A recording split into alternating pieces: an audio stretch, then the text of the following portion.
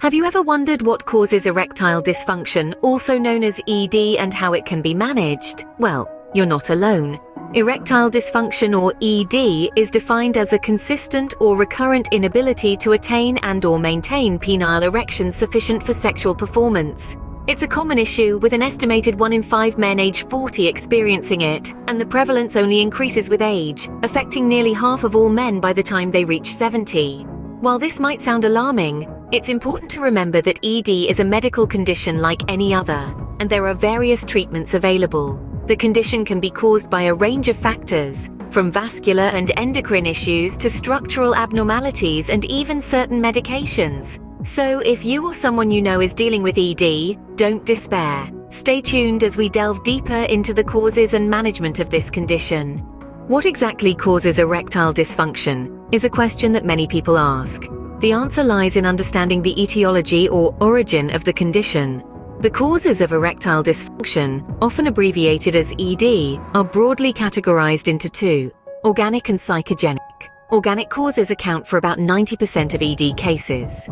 The most common among these are vascular issues, which include arterial insufficiency and atherosclerosis. Essentially, these are problems with the blood vessels that supply the penis, leading to insufficient blood flow and, consequently, an inability to achieve or maintain an erection. Endocrine issues, particularly low testosterone and diabetes, also fall under organic causes. Testosterone is the primary male sex hormone and plays a crucial role in libido and sexual function. Diabetes, on the other hand, can damage nerves and blood vessels over time, affecting the body's ability to facilitate an erection. Anatomic causes involve structural abnormalities, like Peyronie's disease, which results in scar tissue inside the penis, causing it to bend during an erection. Neurologic problems, such as those resulting from surgery or diabetes, and side effects from certain medications including clonidine, antihypertensives, and psychotropics, also contribute to organic causes of ED. On the other side of the spectrum, we have psychogenic causes, which account for about 10% of ED cases. These are psychological factors like stress, anxiety, and depression, which can interfere with the brain's ability to communicate sexual arousal signals to the reproductive system. Differentiating between organic and psychogenic ED involves looking at various characteristics. Typically, organic ED has a gradual onset and is a global issue affecting all sexual activities. It's constant, and non-coital and morning erections are usually poor or absent. On the other hand, psychogenic ED usually has an acute onset, is situational, and varies in its course. Non-coital erections are typically rigid, and morning erections are present. As we can see, ED can be the result of a myriad of factors, but what does diagnosing this condition entail? Diagnosing erectile dysfunction involves a comprehensive approach. It's not as simple as a single test or a quick chat. It's a process that involves several steps, each providing crucial information to your healthcare provider. Let's start with a comprehensive history. This includes a detailed sexual, medical, and psychosocial history. Your healthcare provider will want to know about your last satisfactory erection, whether the onset was gradual or sudden, and your attempts at sexual activity. This information helps to understand the extent of the condition and how it's affecting your life.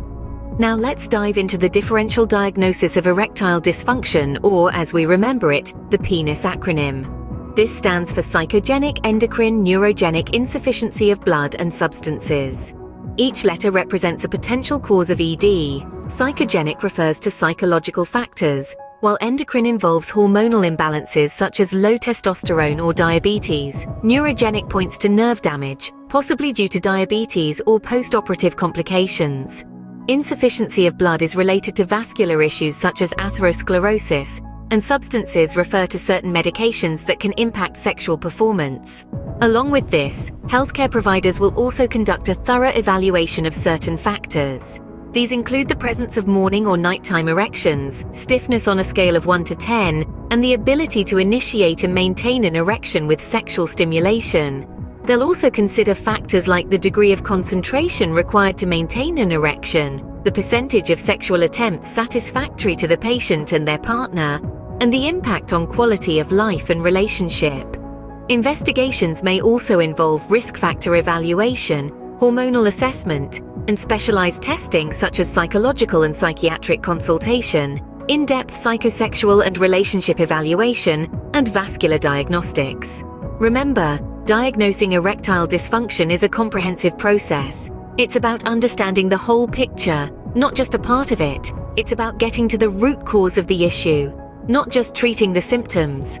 Now that we know how to diagnose ED, let's explore the various ways to manage this condition. Managing erectile dysfunction involves a combination of lifestyle changes, medications, and in some cases, surgical intervention. It's not a one-size-fits-all approach. Rather, the management strategy is tailored to the individual's needs, based on their unique circumstances and the underlying cause of their ED. Starting with lifestyle changes, alterations to habits such as alcohol consumption, smoking, and exercise can have a significant impact on erectile function. For example, reducing alcohol intake, quitting smoking, and incorporating regular exercise into your routine can help improve blood flow, hormone balance, and overall health, all of which contribute to better sexual performance. Next is relationship and sexual counseling.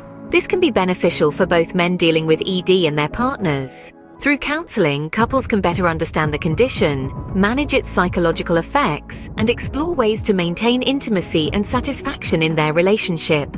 Another non-pharmacologic intervention is the use of vacuum devices. These devices help the penis to become erect by creating a vacuum around it, thereby drawing blood into the organ. When it comes to medications, there are several options available. Oral agents such as phosphodiesterase type 5 inhibitors are often the first line of treatment. They work by relaxing the muscles in the penis and increasing blood flow. However, they're not suitable for everyone, especially those taking certain other medications. There are also suppositories that can be inserted into the urethra, as well as injectable medications that are administered directly into the penis. These methods may be considered if oral medications are ineffective or unsuitable. In situations where other treatments have failed or are not an option, surgical interventions might be considered. This could include implants, which involve surgically placing devices into the two sides of the penis. There's also vascular repair, which aims to improve blood flow to the penis, and realignment, which is used in cases where there is a physical abnormality. It's important to note that testosterone therapy is currently only indicated in patients presenting with hypergonadism and testosterone deficiency. Additionally, breast and prostate cancer are absolute contraindications for testosterone therapy. In conclusion, managing erectile dysfunction involves a comprehensive approach that takes into account the individual's specific needs and the underlying cause of their ED. It's about finding a balance between lifestyle changes, counseling, medications, and possibly surgical interventions to achieve the best possible outcome. Remember, if you or someone you know is struggling with erectile dysfunction, it's important to seek medical advice. There are many treatment options available, and with the help of healthcare professionals, it's possible to find a solution that works for you. Let's recap what we have learned today about erectile dysfunction. We started by defining ED as a consistent or recurrent inability to attain and/or maintain penile erections sufficient for sexual performance, persisting for 3 or more months. We noted that it's a condition affecting roughly 20% of men aged 40 and about half of men aged 70. We then delved into the causes of ED, learning that 90% are organic, with vascular issues such as arterial insufficiency and atherosclerosis being the most common. Other organic causes include endocrine problems like low testosterone and diabetes, anatomical issues, neurological complications, and certain medications. Only 10% of ED cases are psychogenic or caused by psychological factors. In our discussion on diagnosis, we highlighted the importance of a comprehensive sexual, medical, and psychosocial history. We learned about the penis mnemonic, which stands for psychogenic, endocrine, neurogenic, insufficiency of blood, and substances, to help remember the different causes of ED that need to be investigated. We also talked about various tests that can be carried out, from blood tests to specialized tests like nocturnal penile tumescence and rigidity assessment. Finally, we explored the management of ED, discussing non-pharmacologic, pharmacologic, and surgical options. We emphasized that lifestyle changes can make a significant difference, and that there are numerous medications available, including phosphodiesterase type 5 inhibitors like Viagra. We also touched upon surgical options, such as implants and vascular repair.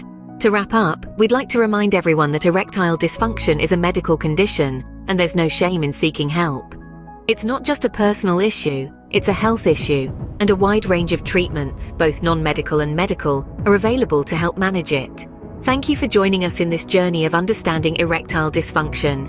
Remember, it's not just a personal issue, it's a medical one, and help is available. Subscribe and like this video to support us in bringing more such informative content to you. Voiceover. We hope you found this video informative and helpful. If you did, please hit the like button. It not only shows your support, but it also helps us to reach more people who might be in need of this information. And don't forget to subscribe to our channel.